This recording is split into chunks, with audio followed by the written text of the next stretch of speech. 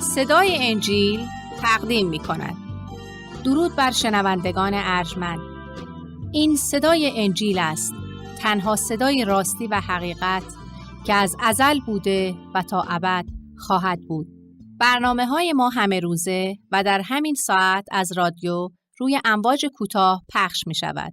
شما می توانید از طریق شبکه‌های اجتماعی فیسبوک، گوگل پلاس و یوتیوب با تایپ فارسی رادیو صدای انجیل با ما در تماس باشید. آدرس ایمیل ما از این قرار است: radioenjil@gmail.com. تکرار می کنم، آدرس ایمیل ما radioenjil@gmail.com و تلفن تماس ما 201 616 920 1791. تکرار می کنم، 201 616 920 1791. از شما دعوت می کنیم که به برنامه این ساعت صدای انجیل توجه فرمایید.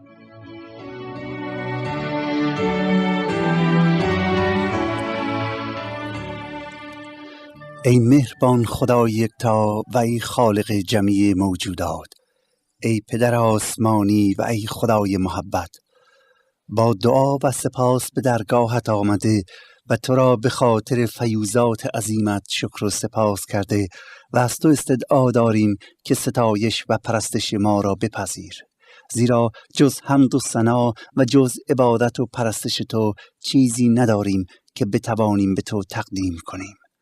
بارالها به درگاهت آمده ایم تا به خاطر آنچه که هستی و آنچه که برای ما انجام داده ای و آنچه که برای ما در نظر داری شکرت کنیم و استدعا کنیم که امروز ما را به خودت نزدیک تر از دیروز بگردان و قدرت عطا فرما که امروز بیشتر از دیروز پاکتر، مقدستر، فروتنتر و با محبتتر باشیم. بگذار که نور تو بر ما بتابد تا از گرمای آن روح و جانمان حیات و نیروی تازه بیابد. تو را شکر می‌کنیم برای کلام مقدس و زنده‌ات که در عیسی مسیح به ما عطا کرده ای. ای پدر آسمانی، استدعا داریم که قلب‌ها و افکار ما را از امور دنیا خالی کن و در عوض با کلام مقدست آن را لبریز ساز. و بگذار در این ساعت که کلامت را مطالعه می کنیم چیزهای عجیبی را از آن بیاموزیم. این تمنا را به نام منجی و شفیع بشریت یعنی عیسی مسیح زنده که در حضور توست و به زودی به این جهان می آید می طلبیم. آمین.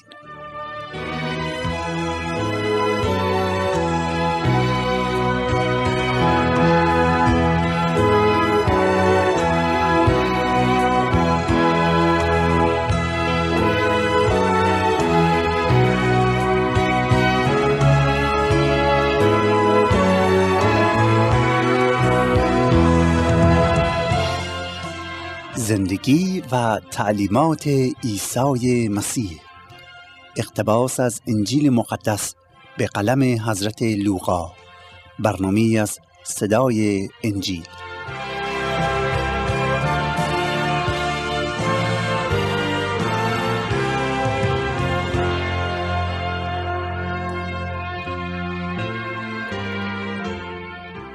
یاران با وفا و شنوندگان گرامی، صلح و آرامش خداوند بر شما و خانواده عزیزتون باد. امیدوارم که با توکل به خدای یکتا، خداوند مهربان که پدر آسمانی و خدای محبت است، دلهای شما از آرامش و صفا، از صداقت و گذشت، از تسلی و صلح و آرامی لبریز بوده و در عنایت پروردگار روزگار را به سر بیاورید. از اینکه امروز نیز لطف خدا شامل حالمان شده تا با شما باشیم و از انجیل مقدس زندگی و تعلیمات عیسی مسیح را مطالعه کنیم، نام مقدسش را می ستاییم و در برابر اکرامش سر خویش را به خاک می افکنیم. من برادر شما و غلام نالایق عیسی مسیح کشیش سید رضا مسعودی نیم ساعت آینده رو در خدمتتون خواهم بود و ضمن قرائت آیات شریف توضیحاتی جهت روشن ساختن معنی آیات تقدیم حضورتون می کنم. از شما دعوت می کنم که اگر انجیل مقدس را در اختیار دارید لطفاً آن را به فصل 4 بگشایید تا از آیه 31 اعمال و تعلیمات عیسی مسیح را دنبال کنیم. انجیل مقدس به قلم حضرت لوقا فصل 4 از آیه 31. اگر شما از شنوندگان جدیدی هستید که تازه به جرگه ما پیوستید و میخواهید کلام خدا را به زبان مادریتون در اختیار داشته باشید، میتوانید آن را از ما تهیه کنید. آدرس در پایان وقت مجدداً اعلام خواهد شد. این برنامه را از صدای انجیل میشنوید. عیسی مسیح یک روز وارد شهر ناصره، یعنی جایی که پرورش یافته بود، میشه و بر حسب عادت به عبادتگاه یعنی کنیسه میره و در آنجا از تورات مقدس آیات را میخواند و از کتاب اشعیای نبی آیاتی که درباره او پیشگویی شده بود را قرائت میکند و سپس به مردم اعلام می‌دارد که برای چه به این جهان آمده و هدفش از اینکه به این جهان آمده چیه و در واقع اعلام می‌کند که آنچه که اشعیای نبی فرموده است در او به اتمام رسیده یا کامل گردیده است. میگوید آنچه که نبی خدا پیشگویی فرموده اکنون عملی گردیده. سپس در مورد کار خودش درست همون آیاتی که اشعیای نبی نقل قول کرده پیشگویی کرده است را بازگو می‌کند. می‌فرماید روح خداوند بر من است، خداوند مرا انتخاب کرده تا پیغام او را به فقرا برسانم. مرا فرستاده است تا دل شکسته ها را شفا ببخشم و خبر بدهم که اسیر آزاد می شود و کور بینا می گردد و مظلوم از چنگ ظلم رهایی پیدا می کند و خدا به تمام کسانی که پیش او می آیند برکت می دهد. ولی مردم ناصره وقتی که عیسی مسیح این کلام را میگوید و خود را آن مسیح موعود معرفی می کند و آنان را بی ایمان معرفی می کند، به خشم می آیند و قصد قتل او را می کنند. ولی چون وقت نرسیده بود، مسیح از میان آنان عبور می کند و سالم از ناصره به شهر کفرناهم می رود تا در آنجا فیض خدا را به تشنگان او عطا نماید، زیرا خاصانش او را نپذیرفتند. همشهریانش به مسیح احترام نگذاشتند. از آیه 31 الی 37 عیسی مسیح در شهر کفرناهم معجزه انجام می‌دهد و بدین وسیله به مردم آن شهر نشان می‌دهد که او برای عطای شفای جسم و روحشان از جانب خدا نازل شده است. به آیات مقدس توجه فرمایید. می‌گوید و مسیح به کفرناهم، شهری از استان جلیل، فرود شده در روزهای سبت ایشان را تعلیم می‌داد و مردم از تعلیم او در حیرت افتادند، زیرا که کلام او با قدرت می بود. و در کنیسه مردی بود که روح دیو خبیث داشت و به آواز بلند فریاد کنان می گفت آه ای عیسی ناصری، ما را با تو چه کار است؟ آیا آمده ای تا ما را هلاک سازی؟ تو را می شناسیم کیستی ای قدوس خدا. پس عیسی او را نهیب داده و فرمود خاموش باش، خاموش باش و از وی بیرون آی. در ساعت آن دیو او را در میان انداخته از او بیرون شد و هیچ آسیبی بدون نرسانید. پس حیرت بر همه ایشان مستولی شده و یکدیگر را مخاطب ساخته گفتند این چه سخن است که این شخص با قدرت و قوت ارواح پلید را امر می کند و بیرون می آیند. و شهرت او در هر موضعی از آن حوالی شهرت یافت. دوستان، در این آیات معجزه شفای مردی که در شهر کفرناهم زندگی می‌کرد و صاحب روح پلید بود، یعنی روح اهریمن او را قبضه کرده بود، برای ما بیان شده که چگونه عیسی مسیح با کلامی او را شفا می‌دهد و دیو را از او خارج می‌کند. اجازه بدید با تأمل به این معجزه نظر بیفکنیم و آیات را با دقت بیشتری بخوانیم. نواحی استان جلیل مرکز تمرکز جمعیت بود، زیرا آب فراوان و دشت سرسبز بهترین امکانات زندگی را در منطقه فراهم کرده بود. شهر کفرناهم در کنار دریاچه جلیل بنا شده بود و شهری بود که حضرت پتروس و اندریاس در آن ساکن بودند. عیسی به آنجا میره و هر شنبه یا هر سبت به کنیسه که خانه عبادت محسوب میشد میره و در آنجا به مردم موعظه میکنه و آیات را براشون میخونه. هر بار که عیسی مسیح موعظه مینمود، مردم در حیرت میافتادند و علت تعجب و حیرتشون این بود که تعلیم عیسی مسیح همیشه با قدرتی مافوق قدرت انسانی بود، با قدرت خدا ادا می شد. کاتبان یا ملایان دینی از قول علما سخن می گفتند، ولی عیسی مسیح در اسم خود سخن می گفت. واقعا این بود که آنها هرگز کسی رو مثل عیسی مسیح ندیده بودند. آنها کسی رو مشاهده نکرده بودند، نشنیده بودند که این چنین سخن بگوید با قدرت خدا. حالا یک روز که عیسی مسیح در کنیسه بود، در عبادتگاه بود، مردی که به قول کتاب مقدس صاحب روح خبیث بود وارد عبادتگاه میشه.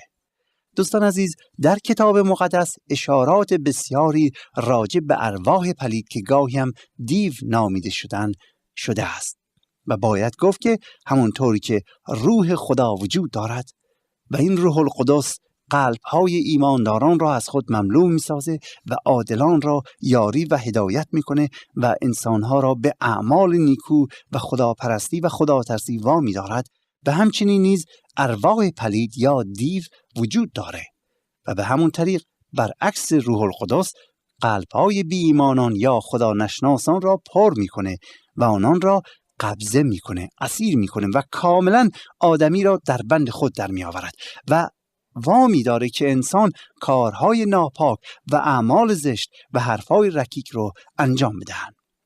گاهی روح‌های پلید آنقدر بر جسم آدمی اثر می‌گذاشتند که شخص یک حالت جنون پیدا می‌کرد و دیوانه می‌شد و خیلی وقتا هم باعث کسالت و مرض می‌گردید.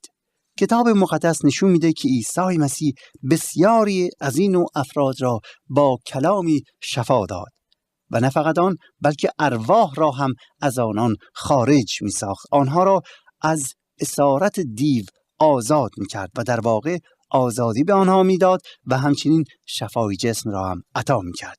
در قسمت اول آیه 34 می بینیم که تا این زمان مردم عیسی را هنوز عیسی ناصری خطاب می کردن و نه عیسی مسیح.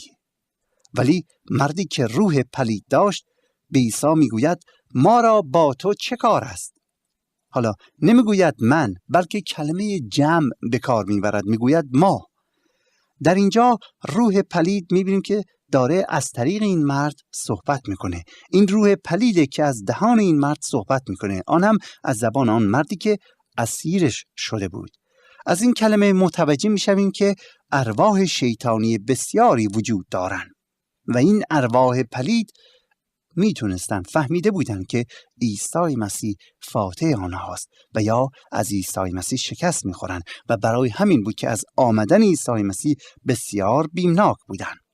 حالا میگوید ما تو را میشناسیم. به عبارت دیگر میگوید ما مقام و اولویت مسیح رو میدانیم. ارواح پلید مقام عیسی را درک کرده بودند. در بعضی جاها ارواح پلید میگویند ای عیسی ابن الله، ما را با تو چه کار است؟ و در اینجا میگوید ای قدوس خدا یا ای یگانه خدا، ای که در نظر خدا کاملا پاک و مقدس و مبرا از هر خطا و گناه هستی، ما را با تو چه کار است؟ وقتی مسیح فریاد او را میشنود، جالب اینجاست که او را توبیخ میکند. حالا روح را توبیخ میکند و نه مرد را. او روح خبیث یا دیوی که در آن مرد بود رو توبیخ میکنه و امر میکند که ساکت شود. حالا شاید سوال بشه که چرا مسیح اجازه نداد که این مردی که اسیر دیو بود به همه شهادت بدهد که عیسی مسیح کیست؟ جواب خیلی روشنه. مسیح نمیخواست و مناسب نبود که شیاطین شاهدان او باشند. زیرا اگر آنها به مسیح شهادت میدادند، آن وقت مردم خیال میکردند که مسیح با آنها متحده و یا دست به دست هم دادند و البته این باعث گمراهی مردم میکردید. پس مسیح روح پلید را توبیخ میکند و نه فقط آن، امر میکند که روح پلید این مرد را آزاد کنه، از این مرد خارج بشه و آن روح به فرمان مسیح از آن مرد خارج میشه. اون مرد را به زمین میزنه و یا آخرین ضربه خود را در حین خروج از شخصی که مبتلا به او بوده وارد میکنه و سپس از آن مرد دور میشه و آن مرد در کنیسه در برابر چشمان همه مردم به زمین میافتد. ولی روح پلید نتونست با آن مرد آسیبی برساند. با این عمل گفته عیسی مسیح عملاً آشکار میشه که من آمدم تا اسیران را آزاد سازم. من آمدم تا اسیران را آزاد سازم. و دوستان عزیز، کلام خداوند میگوید که همه ما انسان‌ها به طریقی اسیر هستیم، یا اسیر ارواح خبیث، یا اسیر گناه، یا اسیر اعتقادات غلط و یا خرافات، اسیر خودخواهی، اسیر نفس، اسیر خواهش‌های جسم، اسیر شکم، اسیر مال پرستی، اسیر مقام پرستی، اسیر خودبینی و اسیر اهریمن. خدای مهربان عیسی مسیح را فرستاد تا ما را از هر نوع اسارتی آزاد کند. در اینجا می‌بینیم که مسیح اشخاص را از ارواح پلید آزاد می‌کند. و دوستان عزیز، خدا را شکر که امروز عیسی مسیح حاضر است و تواناست که ما را از هر نوع اسارتی آزاد سازد. اگر غرور داریم، اسیر غرور هستیم، مسیح میگوید مثل من فروتن باشید، خود را به من تسلیم کنید، در جاپای من قدم بردارید تا فروتن شوید. و وقتی فروتن باشید دوستان، شما از اسارت خودخواهی و غرور آزاد میشوید. مردم شهر کفرناهم که در کنیسه بودند، وقتی این معجزه خدا را که از عیسی مسیح صادر گشت دیدند، در حیرت افتادند و گفتند این چه کلامی است؟ آنها در کلام عیسی مسیح قدرتی دیدند که هرگز در هیچ جای دیگر و هیچ کسی دیگر مشاهده نکرده بودند و نشنیده بودند. عیسی مسیح کلمت الله بود. آنها نمی‌دانستند که مسیح بر رئیس ارواح پلید یعنی شیطان هم غالب آمده است. از این رو می‌تواند امروز نیز جمیع متابعان شیطان را نیز اخراج کند. قدرت خدا در مسیح بود. کلام مسیح قدرت خدا بود و توسط این کلام بود که شیطان مغلوب گردید. شعری در سرودنامه کلیسا ایران هست که مضمون آن چنین می باشد: گر از گناه آزادی می خواهی، در خون عیسی این قدرت است. گر بر شیطان تسلط می خواهی، در خون عیسی قدرت است. گر از غرور آزادی می‌خواهی و یا از عادات زشت رهایی می‌خواهی، در خون عیسی قدرت است. گر شفا از مرض‌هایت می‌خواهی، گر خواهی از برف سفیدتر شوی، یا می‌خواهی او را خدمت کنی، در خون مسیحا این قدرت است. که البته اشاره به صلیب و فداکاری عیسی مسیح بر بالای صلیب است و قدرتی که از آن نصیب ما انسان‌ها می‌شود.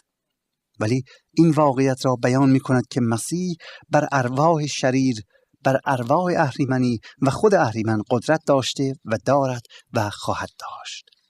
در آیه 37 می فرماید شهرت مسیح یا آوازه او یا اخبار راجع به او و قدرت و تعلیماتش در همه آن نواحی پخش شد. یحیای تعمید دهنده معجزه نکرد، ولی مسیح در برابر آنان معجزات بسیاری انجام میداد و این معجزه مسیح به نظر مردم خیلی عجیب می آمد، زیرا یحیی را پیغمبر خدا می دانستند و حالا مسیح با قدرت شفا دادنش به آنها ثابت می کند که یحیی پیشرو او بوده و خودش از یحیی به مراتب بالاتر است. اهالی جلیل دانستند که مسیح از جانب خدا آمده است. از آیه 38 الی 44 درباره یک معجزه دیگر مسیح، یعنی شفای مادرزن پتروس و دیگر امراض برای ما توضیح داده شده است. لطفاً به آیات توجه فرمایید. میگوید و از کنیسه برخاسته به خانه شمعون در آمد و مادرزن شمعون را تب شدیدی عارض شده بود. برای او از وی التماس کردند. پس بر سر وی آمد، تب را نهیب داده و تب از او زایل شد و در ساعت او برخاسته به خدمتگزاری ایشان مشغول شد. و چون آفتاب غروب می کرد، همه آنانی که اشخاص مبتلا به انواع مرض‌ها داشتند نزد وی آوردند و به هر یکی از ایشان دست گذارده شفا داد. و دیوها نیز از بسیاری بیرون می رفتند و مسیح زنان می گفتند که تو مسیح پسر خدا هستی. ولی ایشان را قدغن کرده نگذاشت که حرف زنند، زیرا که دانستند او مسیح است.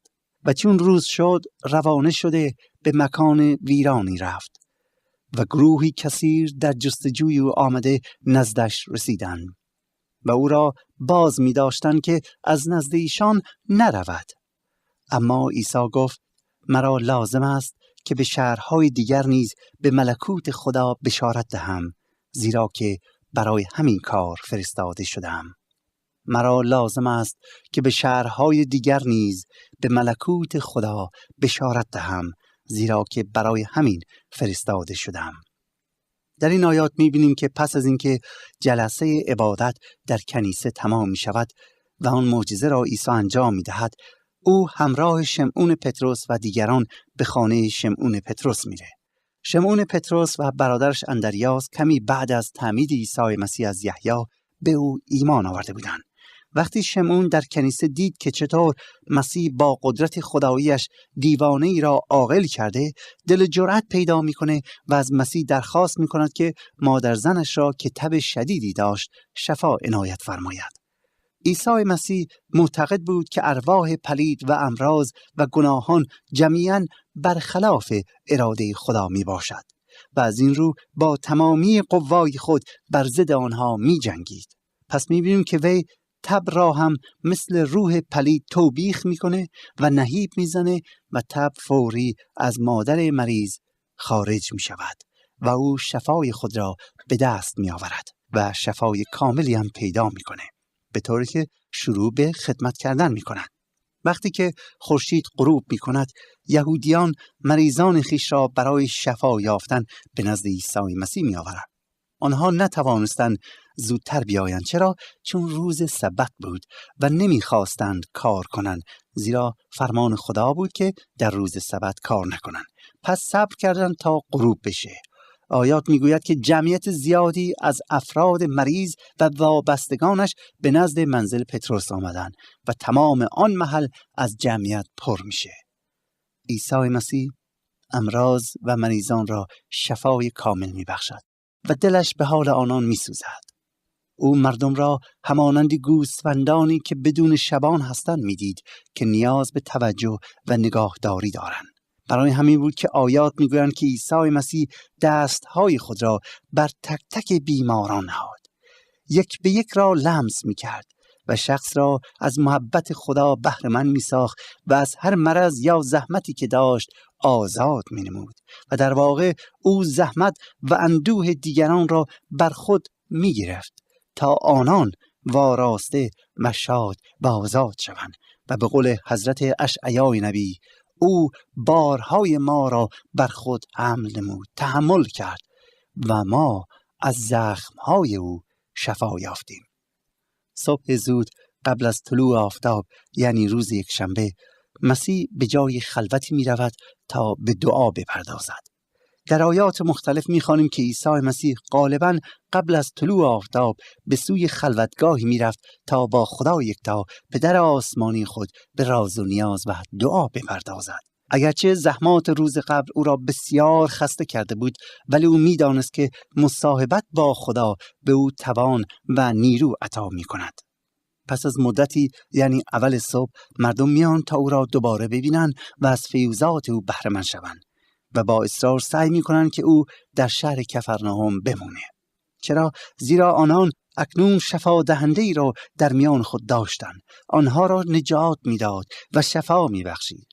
ولی عیسی مسیح در آیه 43 به آنها یادآور می‌شود که او وظیفه‌ای دارد که باید آن را انجام بدهد. او وظیفه دارد که پیام ملکوت خدا را نه فقط به مردم شهر کفرناهم بلکه به همه مردم برساند. من گوسفندان دیگری نیز دارم که باید آنها را خوراک بدهم. می‌فرماید من باید پیام ملکوت خدا را به همه برسانم. دوستان، در اینجا اولین باره که کلمه ملکوت خدا در انجیل مقدس لوقا به کار برده شده است و چون این کلمه بارها از این پس در اینجا تکرار خواهد شد، خوب است که معنی ملکوت خدا را بدانیم. کلمه ملکوت در اینجا به معنی سلطنت یا پادشاهی است. بنابراین ملکوت خدا را میتوان پادشاهی یا سلطنت خدا نیز تعبیر کرد. هیچ فرقی نمی کند. ملکوت خدا مطابق نبوت و پیشگویی دانیال نبی سلطنت عمومی است که فرموده است باید توسط خدا در زمین تأسیس گردد و تا به ابدالآباد باقی بماند.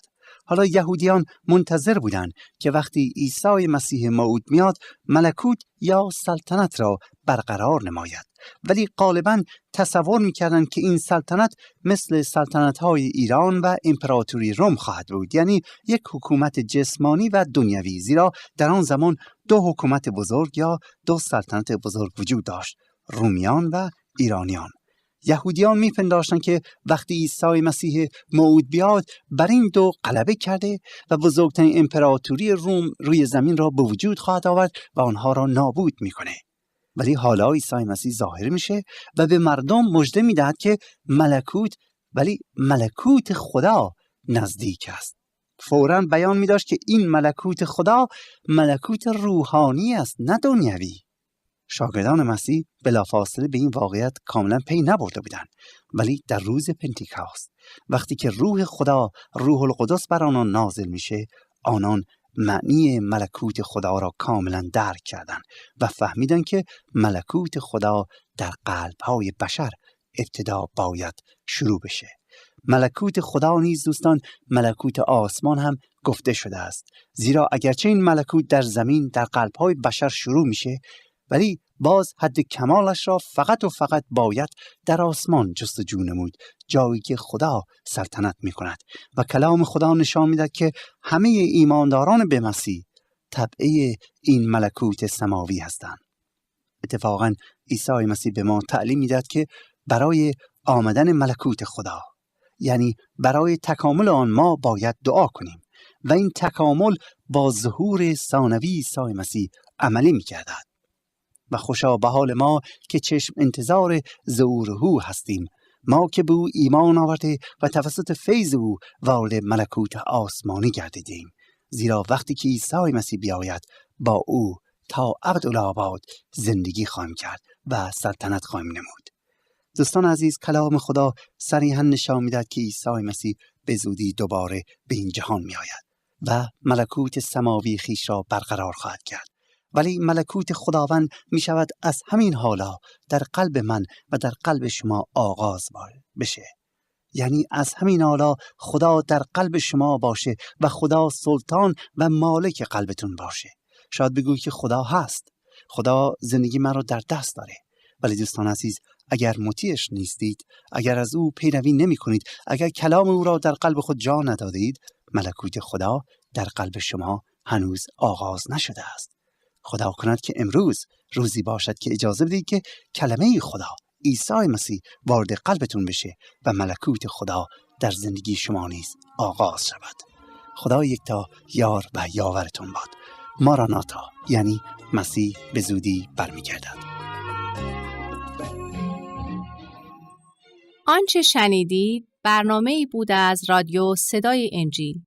خوشحال می‌شویم که با ما مکاتبه کنید و از نشریات و ادبیات ما استفاده نمایید و از طریق شبکه‌های اجتماعی فیسبوک، گوگل پلاس و یوتیوب با تایپ فارسی رادیو صدای انجیل همراه ما باشید. همچنین از طریق تلفن و ایمیل نیز می توانید با ما تماس بگیرید. آدرس ایمیل ما از این قرار است: radioenjil@gmail.com. تکرار می کنم، ایمیل ما radioenjil@gmail.com و تلفن ما 201 616 920 1791. تکرار می کنم، 201 616 920 1791. تا برنامه دیگر و روز دیگر، خدای یکتا و مسیح زنده با شما باشد. ماراناتا، یعنی خداوند به زودی برمیگردد. آمین.